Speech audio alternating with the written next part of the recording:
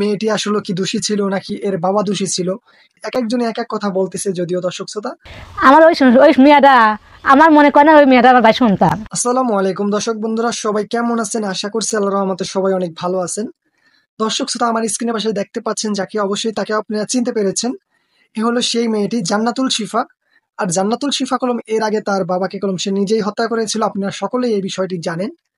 আসলে দর্শক শ্রোতা, এই মেয়েটি আসলে কি দোষী ছিল নাকি এর বাবা দোষী ছিল, এক একজনে এক এক কথা বলতেছে। যদিও দর্শক শ্রোতা, আমার ওই মেয়েটা আমার মনে করে না ওই মেয়েটা আমার ভাই সন্তান।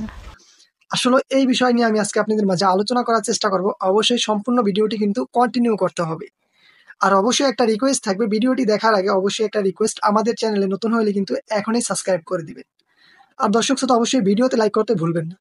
আপনারা যে মেয়েটাকে দেখতে পাচ্ছেন, এ হলো জান্নাতুল শিফা। এর তো আপনারা চিনতে পারতেছেন। এ হলো দর্শক শ্রোতা, তাদের বাবাকে হত্যা করেছে, আপনারা সকলেই জানেন। আর এই মেয়েটি আসলে অনেকেই বলতেছে যে এই মেয়েটির দোষ, আবার অনেকেই বলতেছে এই মেয়ের বাবার দোষ। আসলে দর্শক শ্রোতা, আসলে কি মেয়েটির দোষ ছিল নাকি এর বাবারই দোষ ছিল?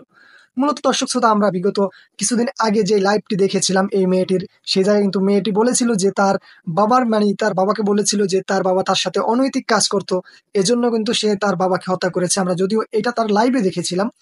আসলে দর্শক শ্রোতা, এটা কি সত্যি ছিল কিনা এর বিষয় নিয়ে আবার পরবর্তীতে যে ভিডিও দেখেছি, সেই জায়গায় কলম বলেছে যে মেয়েটি আসলে বাজেভাবে চলাফেরা করতো। এই বিষয় নিয়ে কলম ওই বাসায় আলোচনা করে, কিংবা যে যে সময় সাংবাদিক যায়, দর্শক শ্রোতা, এই সময় কলম পাশের বাসার লোকেরা ওই সময় বলতেছিল যে মেয়েটা কলম আজেবাজেভাবে চলাফেরা করতো, মেয়েটা কিন্তু নেশা করতো, এরকম অনেক কিছু আমরা শুনেছি। তো দর্শক শ্রোতা, আজকের ভিডিওটি দেখলে আপনারা আরো ক্লিয়ার ভাবে বুঝতে পারবেন যে মেয়েটার দোষ ছিল কিনা আসলে তার বাবার দোষ ছিল। অবশ্যই আজকের ভিডিওটি দেখলে আপনারা বুঝতে পারবেন। আমার স্ক্রিনে যে ভিডিওটি দেখতে পাচ্ছেন দর্শক শ্রোতা, এটা হলো ওই বাসারই একটি ভিডিও।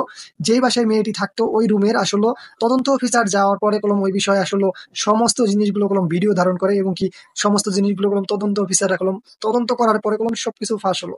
তো দর্শক শ্রোতা, চলুন আমার স্ক্রিনের পাশে যে ভিডিওটি দেখতে পাচ্ছেন এটা আপনাদেরকে দেখাবো। তো চলুন অবশ্যই আমরা ভিডিওটি দেখি। আর এই বাসায় আসলে কি কি পেলো অবশ্যই সম্পূর্ণ আপনারা দেখতে পাইবেন। আর দর্শক শ্রোতা, আপনারাই বুঝতে পারবেন আসলে মেয়েটির দোষ ছিল কিনা তার বাবার দোষ ছিল। আসলে দর্শক শ্রোতা, এই ভিডিওটি দেখলে আপনারা বুঝতে পারবেন। তো চলুন আমরা একটু ভিডিওটি দেখি। দর্শক শ্রোতা, আপনারা দেখতে পাচ্ছেন আসলে এই ভাষায় যা যা ব্যবহার করতো ওই মেয়েটি, এবং কি ওই ভাষায় এর বান্ধবীরা যারা আসতো এরা যা যা ব্যবহার করতো আপনারা দেখতে পাচ্ছেন স্ক্রিনে। নিচে কলম সমস্ত কিছুই নামানো হয়েছে, এবং কি তার ভিতরে অনেক কিছুই দেখা যাচ্ছে। দর্শক শ্রোতা, যদিও আমি নাম উল্লেখ করতে পারতেছি না ইউটিউবের গাইডলাইনের কারণে, তো অবশ্যই আপনি দেখেন, তাহলে আপনারা চিনতে পারবেন এবং কি বুঝতে পারবেন বিষয়টা। আসলে দর্শক শ্রোতা, যখন তদন্ত অফিসার এক একটা জিনিসের নাম বলতেছিল, আসলে মেয়েটি কিন্তু ঘুরিয়ে অন্য নাম বলার চেষ্টা করতেছিল। আপনারা দেখতেই পাচ্ছেন আসলে বিষয়টা কি। তো দর্শক শ্রোতা, অবশ্যই আপনি ভিডিওটি দেখতে পেয়েছেন। আসলে মেয়েটার দোষ ছিল কিনা তার বাবার দোষ ছিল, অবশ্যই আপনারা বুঝতে পেরেছেন। অবশ্যই আপনাদের মূল্যবান মন্তব্য কিন্তু কমেন্টে জানাতে ভুলবেন না। আর সকলেই ভালো থাকবেন, সুস্থ থাকবেন। আবার একটা নেক্সট ভিডিওতে দেখা হচ্ছে।